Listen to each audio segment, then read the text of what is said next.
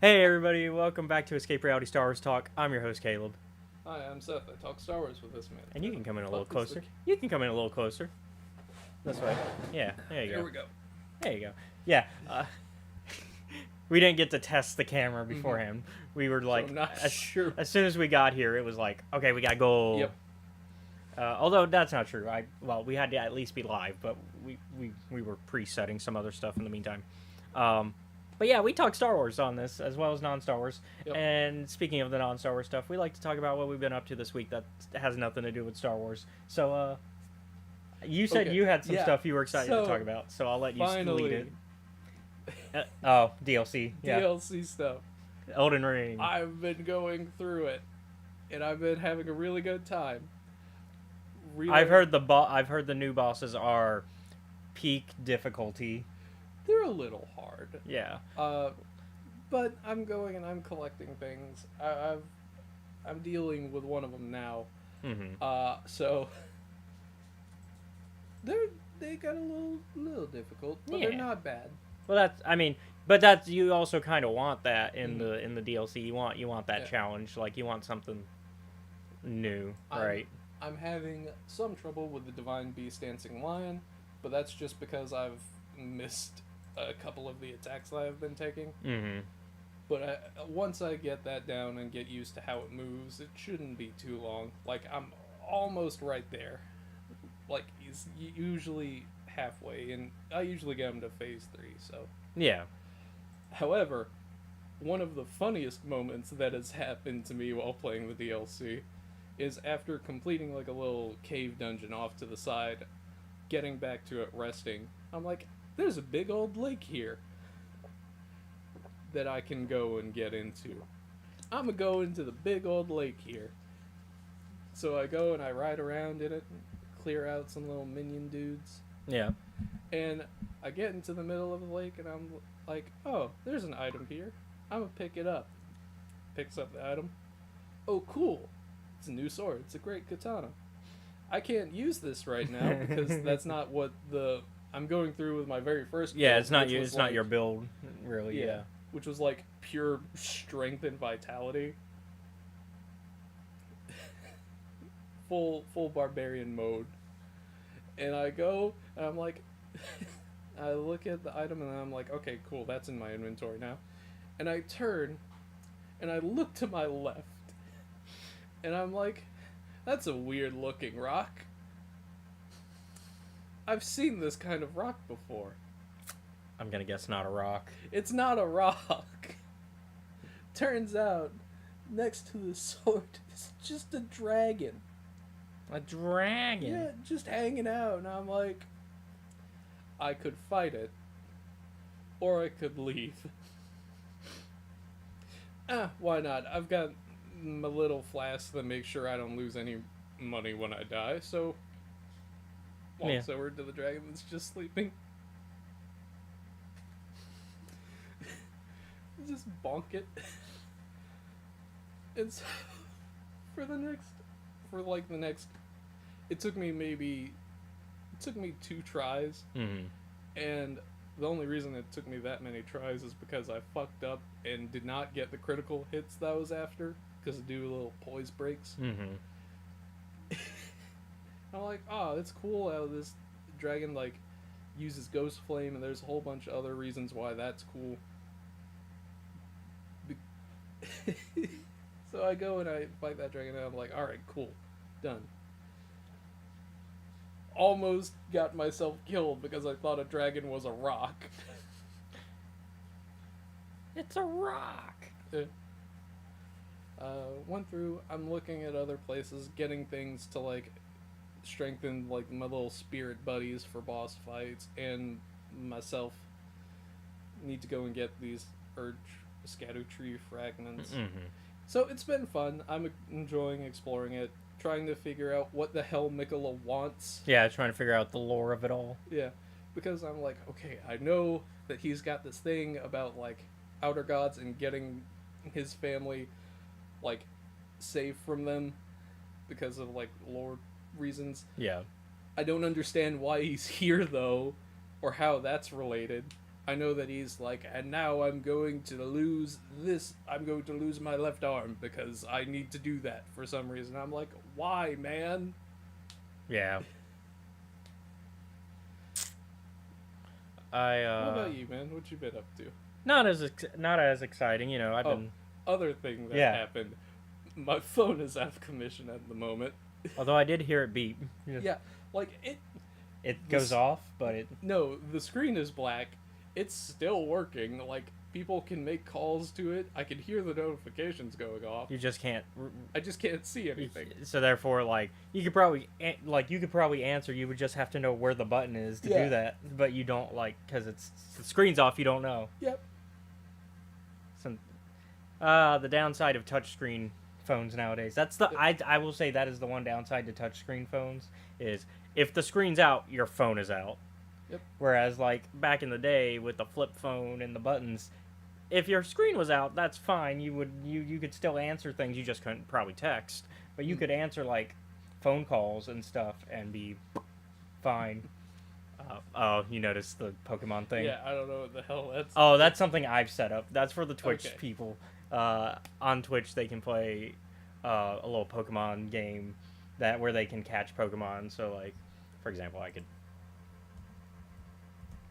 have an Ultra Ball in my Pokedex, so I could use an Ultra Ball, and then in about 90 seconds after it said that, it'll reveal whether I caught it or not. All right. And other people can also try, so multiple people can catch the same Pokemon as it's out, and then it adds it to your little Pokedex so that you can look at on Twitch on the bottom screen, half of like when you scroll down and look at the about page of somebody's Twitch page. So I'll have to show you that. Yeah, a lot of our mutuals have it. So Britt has it on theirs, Cal has it on theirs. So I figured I'd add it to ours because it's a little fun thing to keep people interacting with the channel. All right. It keeps people interacting even if there's no like conversation they specifically want to have. So it's a fun little thing. I had to hatch an egg and that was hell. I see. Because you have to catch. I had to catch 10 Pokemon to hatch it. No. It was awful, and then it was all for a one of the dog looking types, so it wasn't even worth it. Mm. It wasn't even worth it. Hey, I caught the Phantom. But anyways, so yeah, so that's how that works. As far as what I've been up to this week, not a lot. I mean, we ran the Grim Hollow game yesterday, so obviously I had been prepping for that. I wrote a lot further than where we got last night. We didn't, as far as physical location, y'all didn't get far. Yeah. As far as actually doing things, we still played almost about the same. We played. Yeah. It was 30 minutes cut short for our usual. Usually we do 2 hours. It was about an hour and a half, but that's just because we started late and that was nothing we could do to prevent that. And so I would have been fine playing a little bit longer, but people had lives, so you know you can't do. There's not much you can do about it, unfortunately. We get what we get. Yeah. I think it worked out though. It was a pretty good session. We got a fun encounter in. Yeah. Even if I had to BS some of it, because I will admit I BS some of that encounter, but I think because I BS'd it, it became a very creative encounter. Because I felt it was just almost cinematic in nature, whereas like I kind of wish that had been like a cartoon, where like you get because without giving away too much, they split up for the mission that they're on, and so you have an A team and a B team, although we called it the D team and the T team because of what they were doing, and so we had the A and B team, and then so A team got attacked. That was the part I planned for sure to happen, and then I read my notes and was like, oh, B team is also supposed to be attacked, so I set up that, and I was like, well, why not just make it all one encounter and just make it all one, like on the encounter tree y'all are on the same like encounter, like same table, same initiative rolls, and it made for a really cool back and forth. And once again, I'm not going to give away too much, but there was a cool back and forth for a little bit, and I think once again, I'm like, oh, that's very cinematic because I can imagine like a TV show or a movie. Like Star Wars does it all the time. Star Wars does you get the three, like especially at the end of a movie, you get the three situations going on at once. Hello. Hey, welcome to the chat. You get three things going on at once. So like Phantom Menace, you have the dual fates going on. You've got Padme and her team coming in trying to take back Theed, and then you have Anakin flying up in space. So you got the three things that you're cutting between. And then as dramatic things, four things, because you also have the battle on the fields with the Gungans. So, but you have like this thing, and then as like more dangerous things happen, you start to cut away from some of them and pay more attention to the ones that are like more critical, and then you come back to the ones once you have your ups and downs of the moments. And so I felt very cinematic for a moment last night when we were running the game, because I was like, oh, this is very like. We go to this team and we see them fighting, and then we cut away back to the other team who are like underground fighting. But we're doing good. We're doing good. Thanks for checking in, Centaur. We're just having a good time talking about what we've been up to this week before we get into our main topics. But yeah, so I thought it worked out fine, and it sounded like y'all had a blast, even if the encounter was one of the teams was hanging by a thread. Yep. One of the teams was hanging by a thread. But that episode, I plan to try to get that on the Patreon today. Hopefully. I just got to edit a couple things near the end of the episode. Yep. There's actually not a lot to edit on that one. That one actually was pretty clean. Usually I have to edit out a few conversations here and there, but that one, only really the end.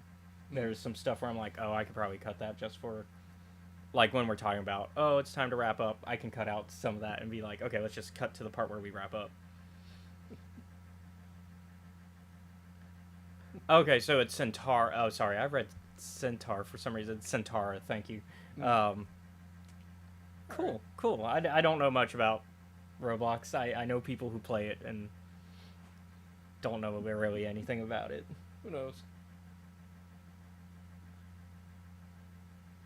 Gonna play VC again. Oh, Vice City, that will be Monday. Mondays are our Grand Theft Auto days. Yeah.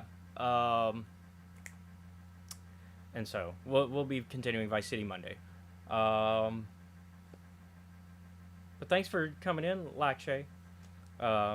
You've been pretty consistent coming in, so thank you for your support. But yeah, so that's. I mean, outside of that. Not much. Obviously, also working on the Ravenloft game. Yeah. Keeping that. I imagine that went well. First session did. I'm excited. Session 2 is tomorrow. So, and the first session's already up on YouTube, so they can. If y'all want to see how that went, it's up there. They ran into some things. They did get their first meeting with Strahd. Because you know the whole fun of Curse of Strahd is that Strahd shows up now and then and just to taunt you or pretend to be nice to you depending on how he's feeling, because it's all a cat and mouse game for him, right? And then they're currently in the infamous Death House, which I did rework. Any news about next Star Wars game? So the next Star Wars game is Outlaws. That's just coming out next 2 months. That's August. That was already... No, Outlaws is August. But that's still pretty close. Yeah. Like, it's supposed to be August. Yeah, it's August... something. I can't remember the exact date. Anyways. It's on my pre-orders already. Of course it is. So I've got it ready to... I've got it ready on Amazon. It's on my pre-orders on Amazon, so as soon as it comes... Well, hopefully it'll ship before it comes out. That way I can play it the day it comes out, right? Because... Amazon usually is good about that, but sometimes they'll screw you over on it. EA doesn't have another Star Wars game currently coming out right now. We don't know anything about EA Star Wars. The only other game that's kind of being talked about is that what we talked about last week, the RTS. That strategy game. Well, not even really an RTS. The tactical RPG, I guess, really is what it is more. It's more of a TRPG because it's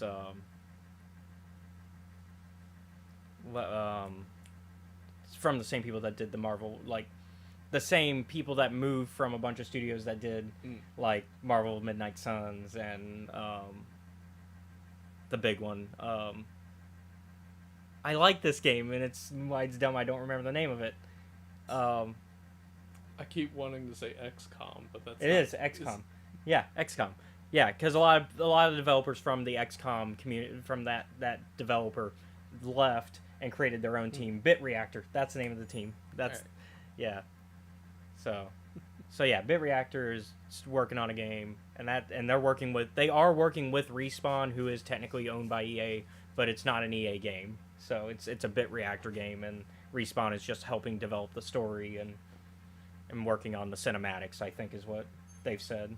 But we don't know a lot about that game. That game is very much in the distant future. In the far-flung future of 2026. So we like I said, we don't know literally anything about that game. I guess we can start talking about news. I don't know. I would disagree. I like Battlefront 2, the EA Battlefront 2. I thought the campaign. I like the campaign. I like the story. I like Aiden Versio's story and her like redemption from Imperial to Rebellion, and then in the DLC New Republic / Resistance. And we'll get to discover more about her eventually, because she they have books for her. They have a book, and then we've seen Aiden though in the Bounty Hunters comic, because we've seen the Inferno Squad, which is the team that's followed in Battlefront 2. So we've seen Inferno Squad before, because we've talked about the Bounty Hunters comic, and there's the crossover where they show up to try to get our poor boy. All right. The new Battlefront new Battlefront is good, and honestly, like, when it came out, yes, there were the trash loot boxes, but it was like for a day. Like, people talked about it, and then EA and Respawn immediately were like, oh nope, or DICE, sorry, EA and DICE were immediately like, oh nope, get rid of that. Respawn worked on the cinematics. That's why I said Respawn, because Respawn was also part of making that. They worked on cinematics for it. Respawn does a lot of making cinematics for games, but DICE pulled that away. No new news regarding Star Wars movies. We are actually about to get into our news segment, though. There's only really one piece of news. It is video game news, but it's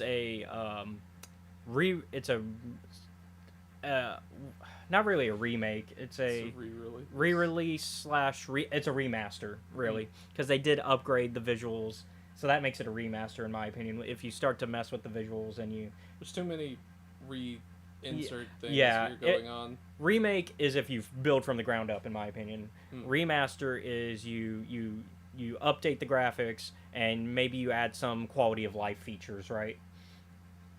If that makes sense. And then you just add it to new consoles. But yeah, so we're gonna watch the trailer for it together, and then we'll talk about it.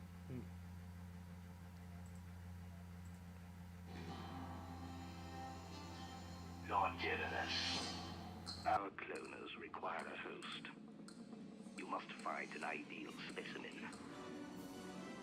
It's among the galaxy's most dangerous mercenaries. Greetings, Jango Fett. I have a proposition for you.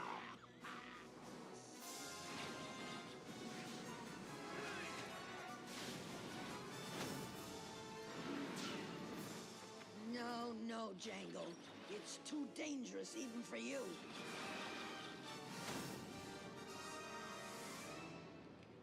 I am the best.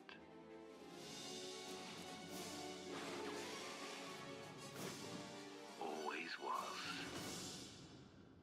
Yeah, so this is a re-release of the Bounty Hunters game from back in the PS2 days, coming out August 1st. And it's going to be on everything. So it's on Steam, Switch, both Xbox type, like previous gen and current gen, PS4, PS5. No, that's not Watto. That's I forget her name, but she's like a contact for Django that like gives missions and stuff. I've played the game on the channel, the PS2 version, but on PS4 because they added the PS2 one to PS4 like years ago, along with some other classic Star Wars PS2 games like Racer Revenge, and which was the second pod racing game. I like Racer Revenge. I like both pod racing games, but Racer Revenge I like more only because you actually can knock out opponents. So like in the movie, so like if you crash them, they crash for good. Although in Episode 1 Racer, you respawn, which also you can respawn, which is a good side because if you crash, then you can come back. But Episode 2 Racer, if you crash, you're out too. And so I'm excited. I have mixed opinions about this because I both enjoy the story of this game, but I hate the gameplay. Oh, yeah. So I'm excited to see it come back, and I'm curious if they're gonna tweak some of the control schemes, because that's part of it that I have an issue with. Also, just they do the thing. No, Seth is just a chill. That's just Seth's mannerisms. He's just chill. If I didn't want to be here, I wouldn't be here. Nah, he's just relaxed all the time. Yep.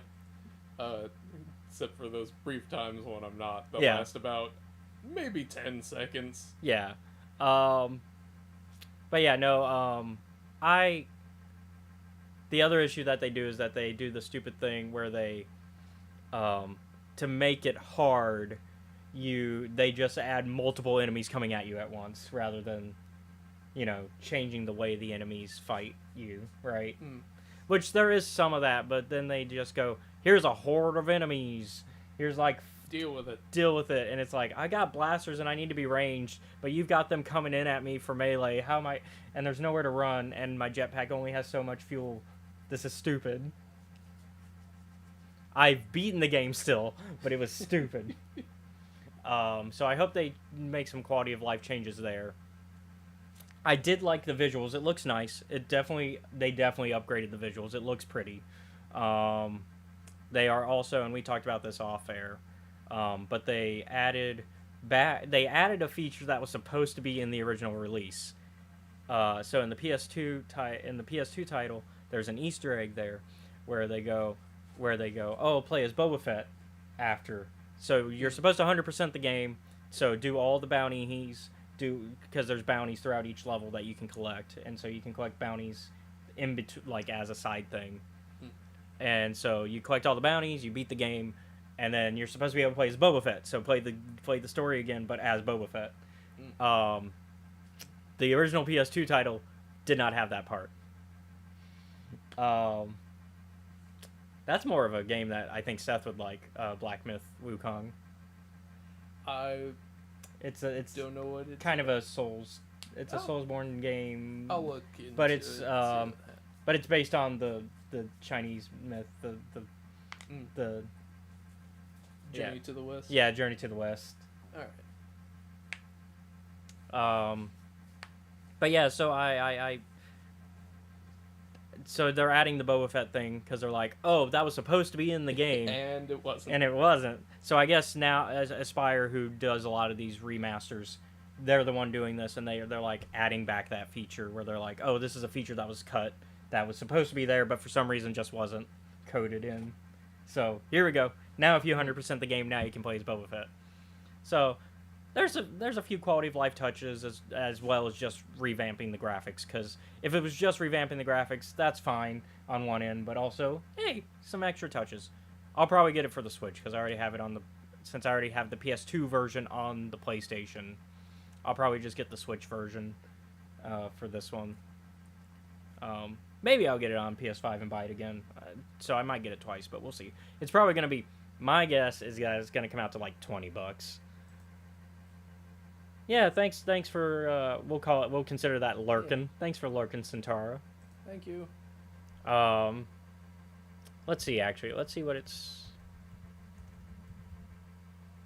Bounty Hunter Remaster PS5. Let's see how much it costs right now. Actually, I'd probably be better looking at it from my phone.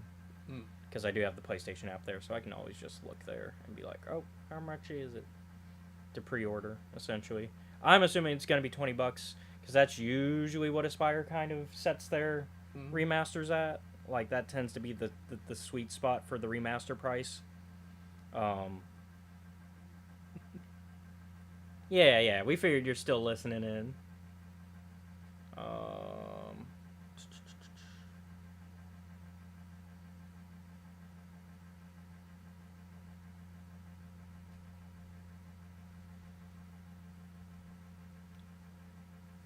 But yeah, because yeah, $20. It's currently like there's a 10%. Well, that's not bad. Yeah, that was my guess. It's got a 10% discount on PlayStation right now at $17.99 if you're a Plus member. So Neat.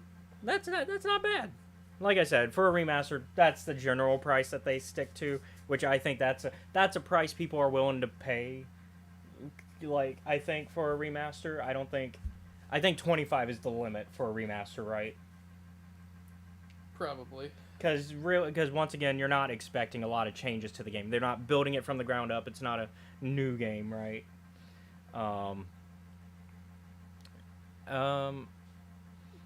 As far as our subscriber count, that's it's a little over 1,000. So, yeah, it's a little over 1,000.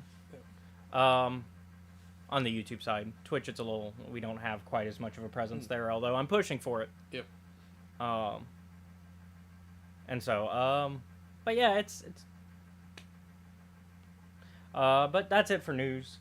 Let's kind of jump right into our main topics for today. So which one do you want to talk about first? High Republic stuff, or Let's go chronological. We'll talk High Republic. So this is spoiler warning for the High Republic Phase 3 Volume 1 Children of the Storm comic book. So it's the first volume of the current run of the mainline High Republic comic. So spoilers for that. Let's get into it, though. Kyiv cannot get a break. No, she cannot. Also, I don't know if Tarek or Sarret is the one wiling out. I think it's Sarret. I think it's, if I remember correctly, it's Sarret. Yeah. That's kind of leaning more dark side. Letting their anger get to them, sorry, I should say. We gotta get these motherfuckers now. Yeah. Says one of them. Says one of them. Another one's like, hey man, we gotta chill. So yeah, the twins are kind of having their problems as well. Which, like, as a guy who was deeply uncomfortable the first time I met him, this is like a weird feeling to be like, that kind of sucks. Like, for you feel bad for them? Yeah, I feel bad for them, but I'm like, I didn't want to be around you before for different reasons, but this sucks. So let's kind of set the scene for where we are in the comic. So this is the start of the new set of comics, and we're like kind of like getting into like the early part of Phase 3, and so we're kind of dealing with the consequences of a year later with Starlight beacon down, and now like seeing how the RDC and Jedi are operating together with Jaheen, who Velko Jaheen, she's Velko, still alive. Yeah, you had asked about her last week or the week before. Ago. Yeah, so you had asked about her, and I was like, oh, don't worry, we'll see her. And now there you go. Okay, so it's good to know she's out there. She seems a lot more professional. Upset. I think is the word I'm going to use. She's also being a lot more professional, though. Like, she's very strict now versus, like, the Velko that we had seen before, who was kind of loose with the regulations. Like, she would follow them, but she was very loose on that. Yeah. But I think seeing the thing that she was partially in charge of crash and burn...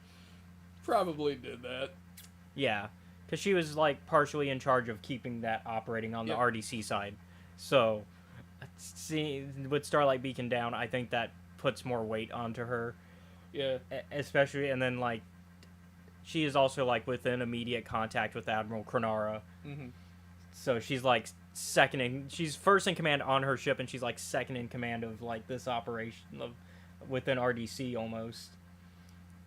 Because she's able to directly talk to Admiral Krenara.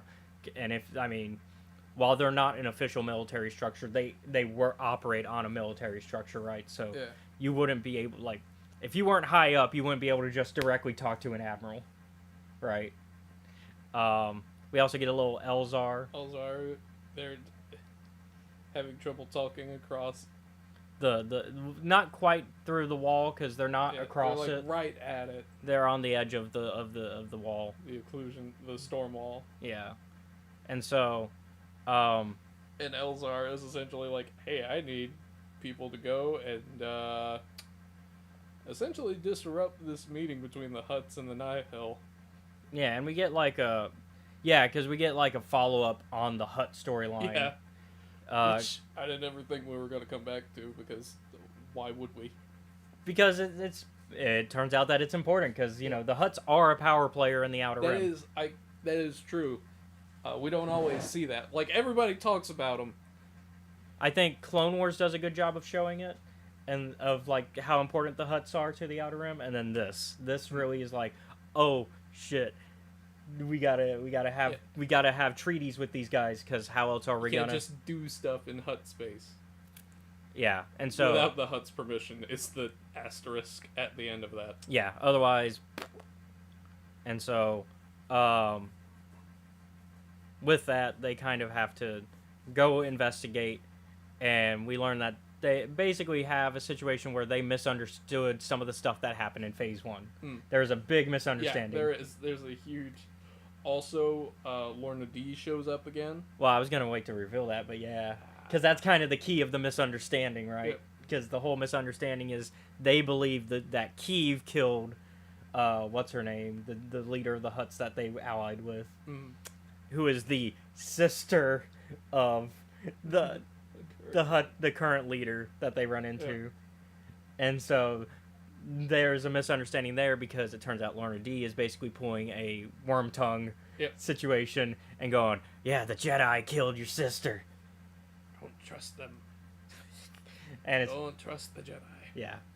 But it turns out, oh no, that's Kiev, or that's Lorna D putting some lies into their ear. And also, we can prove it, essentially. And so, yeah, they prove that Lorna D was lying, and chaos erupts because then a Jedi hunter type Nihil shows up, who is also against Lorna D, because Lorna D also has, at this point, fractured from the Nihil, and is kind of AWOL from Markion's plans. Once again, out of Markion's favor. That seems to be a theme for Lorna, is getting into his favor only to immediately drop out of it again. Yep. And so that kind of happened, and they eventually work together, and also the Jedi Hunter comes with some nameless. They have a couple nameless pets with them. Yep. And we learn very interesting things about these Jedi Hunters throughout this run, and we can kind of jump ahead and talk about what they learn about this group. Yeah. Also, I'm not sure if the Jedi Hunter or the Hutt bodyguard, one of them has like some weird plant tentacle things. I think that's the bodyguard. Yeah. I was like, I don't know how the fuck that happened. Yeah, that's the bodyguard, because the Jedi Hunter's whole thing is they are also force sensitive, but the nameless aren't attacking them. Because we learned that we basically learned through this Jedi Hunter and through like the rest of this volume is that the Nihil have been, as usual, experimenting. That's been the theme of Phase 3, is the Nihil experiment. The Nihil are doing things to see what happens. And in this case, the experiment is what happens if if we just brainwash force sensitives. Yeah, and see what happens. Brainwash some force sensitives and make them hunt down Jedi. And so that's what they're kind of doing. And I guess they also are making it to where the Nameless won't eat them either. Yeah. Because that's the other thing, is the Nameless would absolutely otherwise eat them, too. Because the Nameless don't seem to care about light side or dark side. And that's something we kind of discussed with the Drengir situation, with that coming back, is the Drengir are technically considered dark side, but because the Nameless don't care, they just eat. The Drengir are also up on the, oh shit, we gotta worry about the Nameless. Yep. Alright, bye. Bye. Thanks for popping in. And so they yeah, so that they I will say killed a very funny that moment poor guy is dies. seeing like the bodyguard jump onto fucking. I don't remember whose vector it is, but seeing them jump up and just I think it was Keeve because I think Keeve was piloting. just smash through the cockpit and just yank it out. Yeah. Like the controls out. Like, you're not gonna be needing this anymore, will you? Actually, it might have been Sarah or Tarek. Yeah, I think it's one of the twins, because it's like, why? Yeah, because man? Keeve's on the ground. Yeah, because Keeve is being interrogated by the Hut at that moment in time. But yeah, so they go through a battle. They eventually kill the Jedi Hunter. Yep. Surprise, Surprise. And then they realize, oh, their ship has a path engine. We should probably steal that. Yep. Because we've been trying for months To try to get on the into the occlusion zone. The path engine is a reasonable means to do that. So they managed to hijack the ship. They kidnap Lorna D. Again. Because they're like, oh, well, you're a prisoner now. Yep. And the Hutts are glad to like turn her over. They're like, sure. They're like, oh yeah, she killed my sister. Yeah, take her. Yep. Otherwise, I'm gonna kill her. So they take Lorna D prisoner. I like Lorna D's arcs throughout through the mainline through this volume. Lorna starts to become she's still starting off, as we know her, a bit brash and rough around the edges. But we're starting to see the soft side of her every now and then. Yep. Every now and then. And it fits the Lorna D character because with Tempest Runner we know that she has the capability to be a good person. Yep. We know this. So we're starting to see those spots show up again.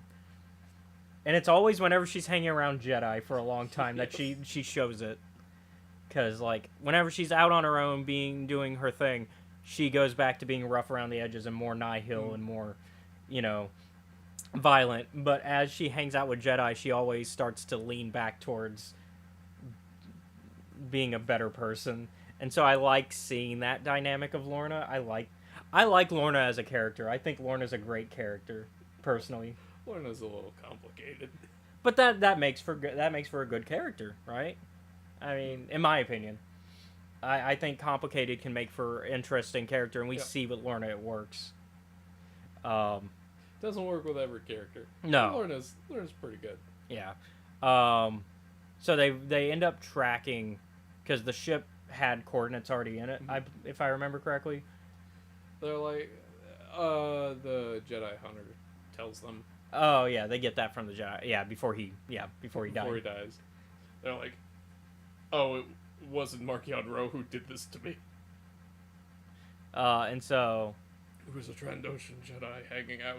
It just fucked me. Yeah, he says, So he says a Trandoshan Jedi. That's why they steal the path engine specifically, because they say that he says that a Trandoshan Jedi, did this whole corrupting on him. Yep. And so Keeve immediately goes, wait, does that mean Skier survived the crash of... We find out that, in fact, 3 Jedi Masters survived that crash. Yeah, so we do find out Skier's alive. We find out, I want to get their names. Oberlin, and Orbelin, and then begins with a B, I think. Something. The short-looking Jedi that's I think he's Grease's race? Yeah. Or species, rather. I think he's the same species as Grease. So, anyways, those 3 survive. And we find them. And Orbelin's, of course, having to be a slime boy because he's not in his... Yeah. He doesn't have a suit. Yep. We learned how Orbelin survived because he mocks Lorna D because he's like, oh, you idiot, you shot at me and you thought that you killed a slime being, you dummy. You thought you could kill slime by shooting it. It's like, yeah, you shot me in the head, but I'm a slime boy. You really thought that would work, you idiot. That's essentially the tone he gives. Like, he doesn't call her an idiot outright, but that's the tone I read. Like, just very much yeah, that shit didn't work. Yeah, dumb dummy. Oh yeah, I forgot about the poor Jedi that died. Yeah, he died. Yeah, at the start. I forgot about the little I guess he was a Padawan or a knight. He was a knight, yeah. Also, Keeve fucking blasting that droid. Oh yeah, Lorna's droid, so that way they could have the information they needed. Meanwhile, after that, like, Tarek or Sarah, one of them is like, no, we're just gonna make them give us the codes to the location. Oh, Goonral. Sorry, it was a G. It was Goonral is the name of the other Jedi. But yeah. Yeah, so they start tracking down. Yeah, they find out that Goonral and Orbelin have been kind of beat up, and they're like, who did this to you? And it's like, Skier. Skier did. Apparently, Skier's just been fighting everybody. So it's partially the brainwashing from what we've seen, right? But also we know that Skier is also dealing with a health thing with his with the Trandoshan sickness thing that they get at older age. And so when we finally see Skier again, he is yoked. Yeah, bro's jacked. He is yoked as fuck. He's just like, and he's like, oh, it's like he looks like the Hulk. I remember we were talking about this last night. I'm like, oh great, glad to know fucking Killer Croc is hanging out over there. Yeah, and he's like just staring at the wall, like in a Blair Witch style. Blair Witch with like fucking fire bracers going off next to him. I'm like, did we come to the final boss? What the fuck is this? Is this a Souls boss? Skier, former Master Jedi. And then you just see the health bar. But yeah, because they enter these like ruins where they find him, and it's like apparently it's supposed to be an old temple, Jedi temple, or they like say it's a temple of some sort. And throughout the story, we're also getting like flashbacks to when when Keeve was being trained by Skier to kind of remind us of their connection and how close they are. But yeah, it's definitely an interesting thing going on here. And that's really where we get left off, is they find Skier, and then that's the end of the current volume. Yep. What will happen next? Who knows? So your thoughts on this volume? I mean, it's short, so it's short. I mean, I don't mind it. It's pretty good. Yeah, It's been a while since I've seen these guys. Yeah, I'll give it a 7. Still don't seven like and Tarek and Sarah, but I'm okay with it. Like, it's a 7.5 for me. Yeah, about the same. Like, it's in that range, out of 10. For those new, we do out of 10. So it's it's passable. It's getting a passing grade. It's telling the story it needs to tell. But we're also like, I know more information because I've read ahead on this one. But as far as you're concerned, this is like, oh, this isn't a lot of information that we're getting yet. Yeah. So really, it's more about the building of excitement for the next volume, right? Yeah. Like, this is this is Act 1, and so far Act 1 is good. It's setting up the story, but also now we're ready for Act 2. We want Act 2, right? So let's talk about Hyperspace Stories. Hyperspace Stories, Volume 3. 3. Okay. Light and Shadows. Yeah. Yo, we get Quinlan Voss. Yeah. I will say this. Also, I guess spoilers warning for that as well. Yep, spoiler warning. So, reminder for new people, Hyperspace Stories is Dark Horse's, like, it's an anthology sort of thing with a very loose connection. Very loose. Loosest of connections. Via a toy that gets passed around and I guess has, like, this... I guess it's got fate connected to it because, like, every time a Jedi shows up, they're like, "Oh, I sense something weird about this toy." Oh well. But yeah, so this one, so the first of the issues is issue 9, for it, and it's Quinlan versus a bunch of bounty hunters. Yep. Mostly Cad Bane. Yep. And he's basically, it's during the Clone Wars, and he's there to find a contact who has turned against Dooku and is from Sereno, actually from Dooku's home world. And people believe he could be a informant, but ironically he has no information. He has no information. Just some treasure. Yep, he just stole from Dooku, and Dooku did not like that. Yeah, you don't steal from Dooku.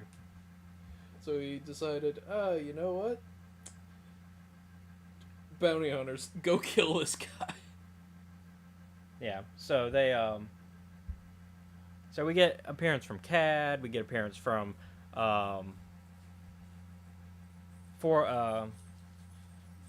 don't get Forlon, but we get, Zuckuss. Yep. Which is weird. It's weird to see them separate. It throws me off. And then we get, like, a bunch of random bounty hunters and goons as well, and... Yeah. But our main one is Cad. But Quinlan manages to save the day, manages to save the guy. They hop on a ship that's leaving just as it's leaving, and it turns out it's the guy that we've seen not too long, like last time we talked about it, that took the toy, the little stuffed bear. It's the not quite rabbit looking guy. Yep. It's like, you're gonna take all the other treasure, but you leave me with my little Wookiee doll alone. Yeah, and so they pay him with some of Dooku's treasure to like give him flight back to Coruscant. But yeah, Quinlan senses something about it, and we get like some visions of stuff that we're gonna both see in the future issues, as well as stuff that we've kind of already seen. Mm-hmm. And so that's it for issue 9. Issue 10, we get the Bad Batch. Yep. Yeah, a little bit of Anakin and Obi-Wan. Working with the Bad Batch, and they... I think we skip ahead. It doesn't say that it's a skip ahead, but I feel like we skip ahead to the Bad Batch TV show era. Because it feels that way, anyways. It feels like that's what it's supposed to do, but it doesn't say any time passes. Because it goes from, like, Clone Wars, Anakin and Obi-Wan with the Bad Batch, I think, and then we see... Wrecker takes the Wookiee toy, and then next thing we know, we see them on a moon in the Outer Rim, where they basically play the most dangerous game. Play the most dangerous game against droids and a mad scientist. Yeah, which maybe it's still Clone Wars era. Yeah, because the mad scientist is like, I've made the Bad Batch of droids. Let's have a mirror match. Yeah. So it's face your mirror, but also dangerous game because I'm hunting you down with these guys. Crosshair is immediately snatched away. Yeah. Crosshair didn't last long. Yeah. I guess that also tells us that it has to be the Clone Wars era still, because Crosshair's on the team still. Yeah. And also, we don't have Echo on the team yet either. I was gonna say Tech, but I'm like, wait, no, he's right there. Yeah, we don't have Echo on the team yet. Yep. So it's got to be Clone Wars era. Yeah. So they managed to take them on, and they win. They come out on top because it's our boys. Yeah. It's our boys. Wrecker loses the doll, and he gets very mad about it. Yeah. But it's okay. A kid finds it. Yep. And we keep with the Clone Wars era with my favorite of the... I think this one might be... No, actually, the last one's probably my favorite. This one's is pretty close. My least favorite of all of them. Really? Yeah. Okay. It is kind of weaker. It has the least connection to the rest of them, because I don't think it shows the doll, if I remember correctly. I don't think it shows it at all. Or like, there's a bunch of artifacts here. We see some Wookiees, which might be the connecting dot, because I think that's the I think that's the father Wookiee. I think it's supposed to be of the. I think, but we don't have the same connection that the other issues have. So maybe I guess that makes sense of why it's your least favorite, but it also probably has to do with that it's a Yoda and Mace Windu issue. Yes, I'm like, I don't fucking care. But yeah, they're basically going after some artifacts that Dooku's also after, and they have to protect a village. from assassins and Dooku. Yeah, Dooku sent out some goons again. Yeah. Dooku does show up by himself at the end Yeah. to basically be like, ha ha ha, I won, bye. Yep. Protect these children and not civilians, loser. Yeah. I'm gonna have my droids attack civilians because I know that's a Jedi's weakness. Bye. Yep. I know Jedi are gonna have to Jedi. Because I was one. Yeah. And so, they set off some explosives, and the Jedi managed to hold the rocks back so that way everybody can get out. Yep. And so, yeah. That's it. Like I said, oh no, it does have the girl Wookiee too, so it is the Okay. father and daughter. So I was right. It's the father and daughter Wookiee. So I guess this It chronologically. was just supposed to be like an archaeological dig on this planet, and Yeah. they took the younglings out there, like, let's go look at artifacts, because that'd be cool. So I guess this chronologically takes place the furthest back in terms of like the Hyperspace Stories comics, because I think it has to take place before she loses her doll, right? Yeah. Because her father dies in that one, I think. I think so. It's been so long since we talked about Volume 1. Yeah. It's been a while. But I think he died, and that's why the toy is so special to her, because like that's her last connection to him. Yeah. And then this one's my favorite, is the last issue. It's the Return of the Jedi 40th connecting dot. And it's also like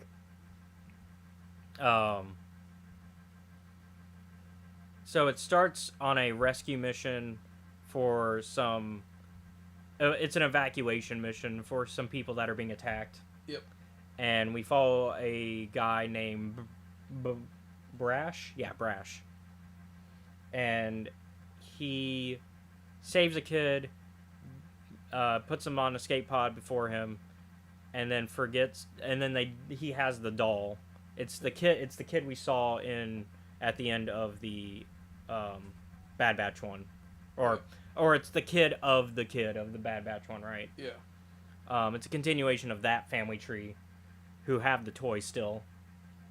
And so, Brash has the toy, and he's like, "Oh, don't worry, I'm gonna bring this back to you." He never does, by the way. But that's not because that's not from a lack of trying. I just couldn't find the kid again.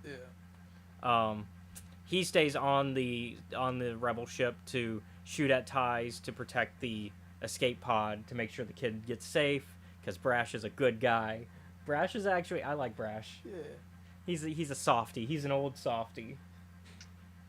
Normal McGood man. Even talking to the toy, he's like, "Don't worry, we'll get you back to the." Unfortunately, like I said, they don't find the kid. Yeah. So it kind of just becomes his good luck charm, having the Wookiee toy. Even has it like on his bag and stuff. Yeah. Eventually. He got fucked up in that, like, helping people escape. Yeah. But it kind of... I like the analogy they give between like what the rebellion represents and what I think the Wookiee doll is meant to represent throughout the comics, because we finally get what the Wookiee doll is about in this one, I think. Because like it's like, why is this Wookiee doll so special and stuff? Like, why do we keep following this Wookiee doll, right? And like, I'll talk about it at the end of discussing this issue. But, like, so we get to the part in Return of the Jedi where we're cutting towards the Battle of Endor, and the second Death Star, and Brash is part of the Millennium Falcon crew for that mission, and he forgets the toy after they save the day. Yeah. It does sustain a little bit of wear and tear from the battle, as did the Falcon. Yeah. And so Leia's like... all the scratch parts got knocked off. Yeah. And so Leia's like, "Oh, I know what to do with this." Yeah, because Brash brings it to her and is like, "Hey, it got torn." And Leia's like, "I had a doll like this once." That's because it's the same exact doll, Leia. But you don't know that, so that's fine. Yeah, and they're like, "Actually, there's something inside this doll." And so they end up Yeah, and the inside of the doll, they find out what the Wookiee dad left there years ago, and Yep. like they get the importance of that. But then not that this is like that information's kind of That is off to the side. It does not matter what is actually. it's good for Luke because it's Jedi locations that he can look into. But it's also like irrelevant to the overall. Yeah. I'm like, that's neat. Doesn't matter. And so Leia restitches it back up, and then she gives it to basically pretty much an orphanage. Yeah. So that way these kids can have a new toy to play with, and we get to see it getting passed on as seems to be the thing for the doll, and it seems. So the key thing, the doll represents something similar to what the rebellion's supposed to represent, which is hope. Because they talk about that. They're like, oh, what's the whole thing about hope and how that's like a thing that Akbar gives a speech about before the battle, right, of Endor. And they're like, it's like that's the key thing of what the rebellion represents. The rebellion's supposed to be the hope in the darkness of this empire. That's, You've heard the spiel before. You know what it is. And I think the doll is also supposed to represent that to different people. And that's why, like, the Jedi, every time they come into contact with it, they're like, one, it's because there's Jedi location maps on it. That's the one. But also, two, it's also a sign of hope. And having the Jedi locations on it is also part of that symbolism, right? Because the Jedi are gone, especially by this point. Oh, yeah. And so being able to have those maps of Jedi temples and locations and places where they can learn more about them is supposed to bring back the lost hope, right?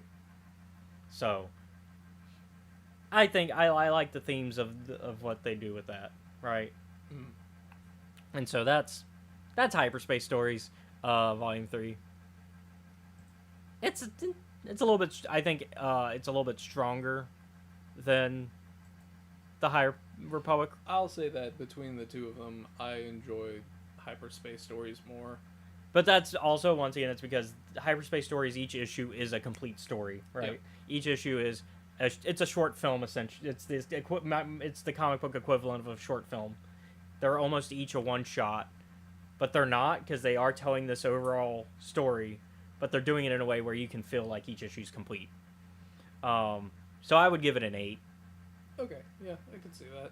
And whereas the High Republic mainline comic is an overall narrative, it's very episodic in nature. So, like, we're missing, like, we haven't finished the full season, right? The full season's not out, so therefore we haven't discussed the full season. We are talking about, I think, a third of the season, because I think it's only 15 issues that they did for this run. Okay. It's like 5, or 10. No, it's 15. It's 15, because I know there's a Volume 3. So, it's 15 issues. So, it's... which is a little longer than the last run. Last run was 10 for mainline High Republic, but also it was a shorter phase. Phase 1 did also have 15, so it's matching Phase 1. But yeah, so I like what's going on. I like the storytelling on both. I like the stories on both. It's just if I had to pick a stronger one, it's Hyperspace Stories. And so,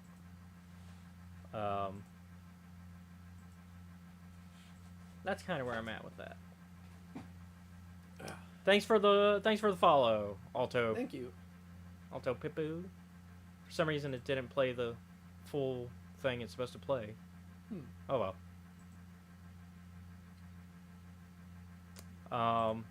But yeah, that's it for me, anyways. Is there anything you wanted to add to the? Not really. I'm a little bit, Yeah, unfortunately, you popped in as we're about to finish up. But thanks for popping in. Yeah, it's appreciated. Yeah. And thanks for the follow, especially. But yeah, we were just about to wrap up.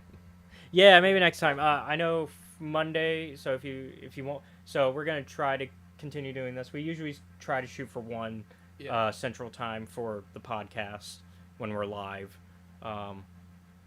we got lucky. We were able to be live again this time. And then the other thing is Monday is Grand Theft Auto. But yeah, so we're in the Central Time Zone, so that's why we use Central Time. So it's 1 p.m. CST. And then Grand Theft Auto Monday will be around 4 p.m. CST.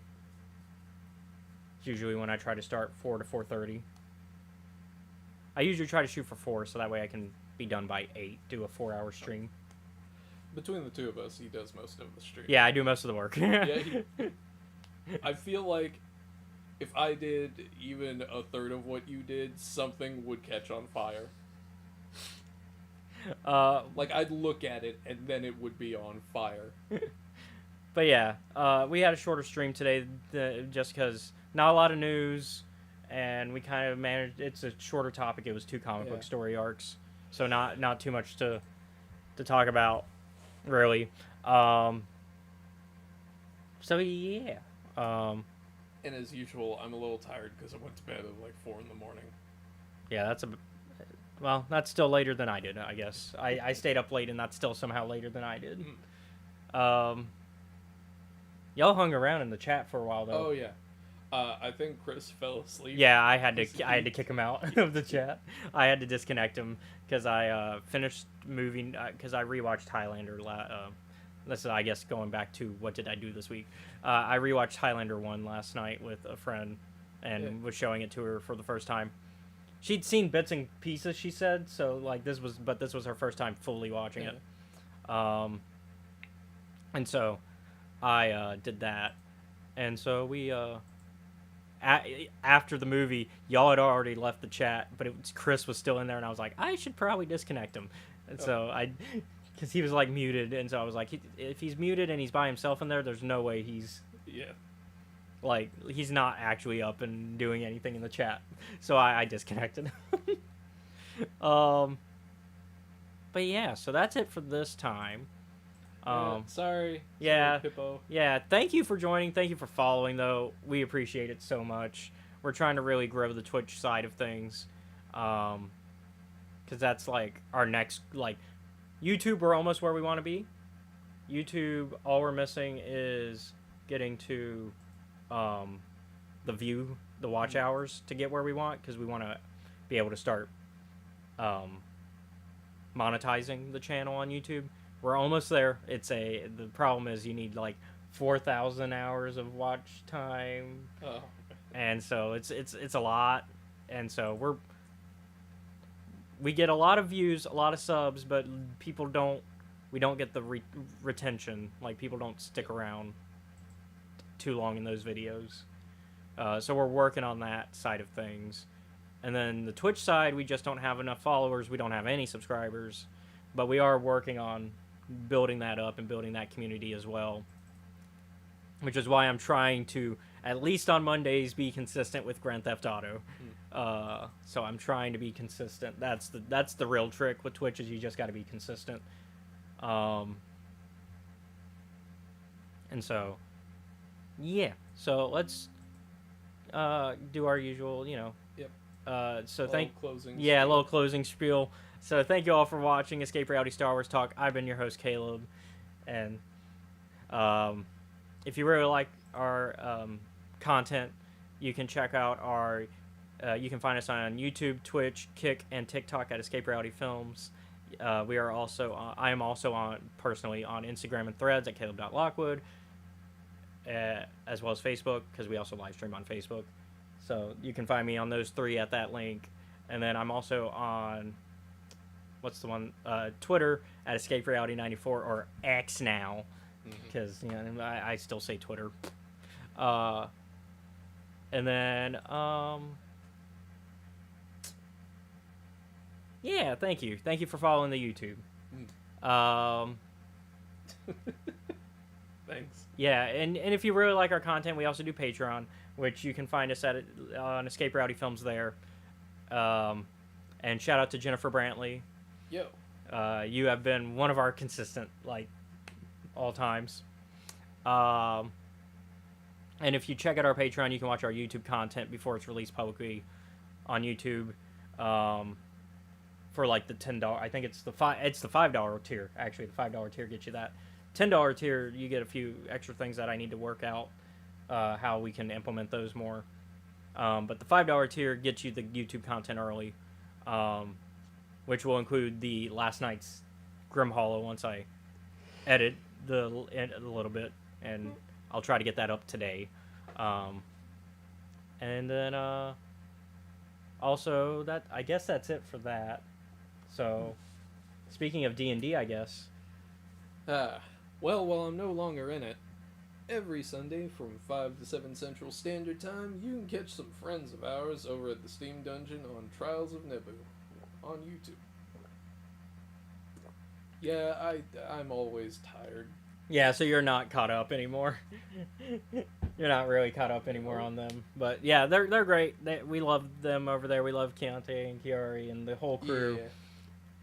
So go check our friends out at Steam_Dungeon on YouTube, and their show is Trials of Nebu. Yep. If you like D&D, if you like our stuff, you'll like theirs. And so I guess that's it for this week. We'll see you all next time, where we're gonna have a triple feature.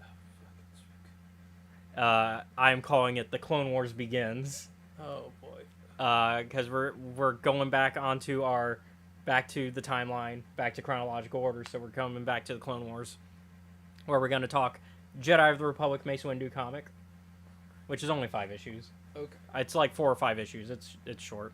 Clone Wars, Star Wars Adventures, Clone Wars Battle Tales, which is like a very mini series. It's so small. Okay. And then the Clone Wars movie. So that's all doable, I think, in a week. All right. And we're doing a triple feature next week. Okay. We're talking 2 comics and a movie. So, and I think it'll be fun. It'll be fun because I figured, it's the big stuff for the Clone Wars starting. So, all right. we'll see you all next week. Hopefully around the same time if we're live. If not, it'll be pre-recorded at 9, but it should be live. I don't think there's anything. I'll check my schedule and see what's up. Yeah, so it should be live at 1 p.m. CST. So, thank you all. Thank you everybody who showed up. I wanna go ahead and thank Lakshay, Centaura, and over on YouTube's end, Alto Pippo for showing up. Yep. Thank you. We appreciate it. While we weren't live yesterday, I also want to thank Pixie Nixie for for following the Twitch. So she followed the Twitch yesterday. Thank you, Pixie, and awesome underscore. Oh yeah, that was a week ago. Yeah, our buddy Austin. That's Austin. Okay. Yeah, so Austin, that was a week ago. So yeah, it wasn't.